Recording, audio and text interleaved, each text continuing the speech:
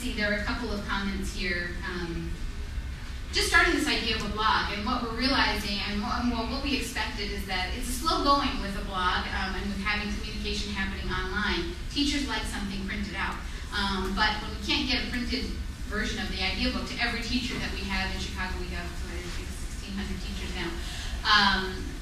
We can refer them to the website and encourage them, and more our teachers are becoming comfortable with the internet, and we do some special development teachers, so we'll walk them through participating in a blog, and they'll say, wow, I've never been on a blog before, but it's really easy to do, or I've never been in a chat room before, it was always really intimidating, but we kind of do it in this scaffolding way that because they understand virtual pre-K and feel comfortable with that content, it makes a nice smooth transition to using the technology.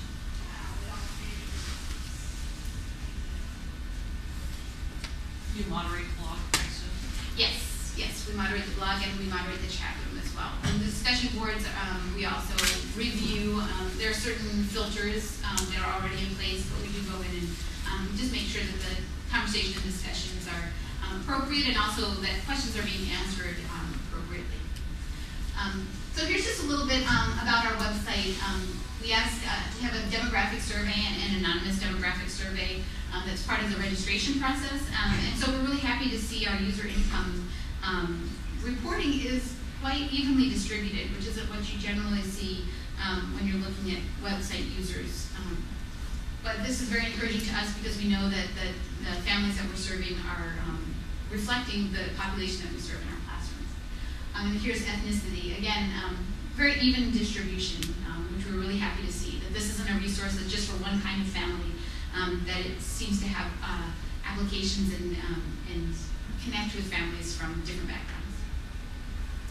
And very briefly, the ways that we're evaluating virtual pre-K, we do an annual survey of teachers and ask them about their use of the resource. They're not required to use it. We ask about their parents' use of the resource, and parents aren't required to use it. Some teachers say this is a requirement, but it's not something that we from central office say is a requirement.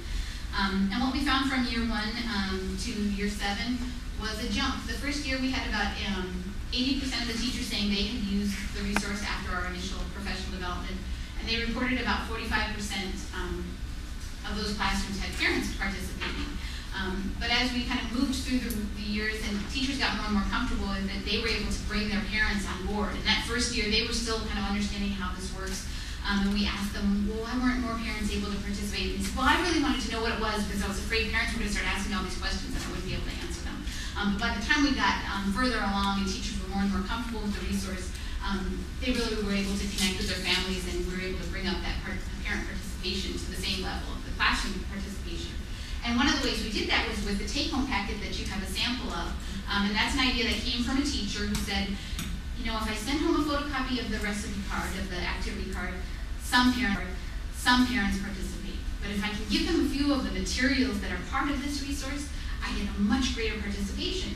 So we decided to take that idea and do something at the district level where we create a packet and we give it to all the teachers in the fall and in the spring, saying here's the resources to be able to do one of the at-home activities. And we want you to continue with this and do this on your own in the future, but we're going to give you the materials to try it once. And that's a way for us to connect with the teachers at the beginning of the year and right after winter break to remind them that this is something we hope they'll encourage them to do it throughout the year. Oh my goodness. Social network technology infiltrating. Do you know when? Yeah, do you know when? She's a teacher. I'm having her Skype in. No, that would have been cool, but it's not. Okay, so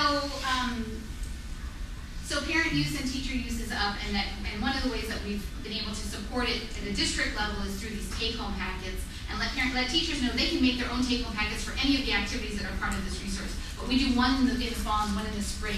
Here's one of the activities we want you to send home, and we've gotten a really great response from teachers who get like, oh yeah, that virtual pre-K thing, and then they start to keep the ball rolling, and the parents are on board because they've got everything they need to do the activity with their in front of them. We ask teachers annually about their work with virtual pre-K and how they are perceiving it, and so we ask them about how they feel virtual pre-K. Does virtual pre-K support their work with parents? Virtual pre-K helps parents help their child learn. I would recommend VPK to parents. I would recommend VPK to other educators. And we've been really happy with the responses. Again, especially because our teachers are so overwhelmed with so much that they're required to do. Having something that's a voluntary, that they're feeling really good about and using, makes us feel good that what we've created is something that really has an application in their work. And then asking parents. This is a result of about 150 parents that we surveyed last year, a subset who had been using virtual pre-K regularly, and asked kind of similar questions about their opinion of the resource. Gives me new ideas to use at home, helps my child learn new skills, helps me feel more confident as a parent. My child enjoys doing the activities, I enjoy doing them, and I would recommend this program to other parents. So again, we're really happy to see parents feeling comfortable and appreciating this resource and finding something that's useful for them and that they think might be useful for other families. And the big question is always, well, how does this impact children's outcomes and student learning? And that's a really difficult nut to crack, and I'm sure if you've tried to crack that nut, or if you have cracked it, I'd love to talk with you afterwards. When you talk about pulling out one strain of one small resource amidst all the experiences that a child has in preschool and saying, this is the one intervention that made all the difference, is a hard thing to prove. But we try to look at our child's assessment, or we use an observational tool. This is actually from 2 years ago. It was called the Child Assessment Profile. Essentially an observational tool to assess a child's abilities across several different, a myriad of the standards that we are aiming for in early childhood education. And so this is a group of 650 students. We asked that they were all users of virtual, about half were sometimes users of virtual pre-K, and half were often users of virtual pre-K. And this is the demographic breakdown. Again, very similar to the families and demographics that we serve in early childhood in Chicago.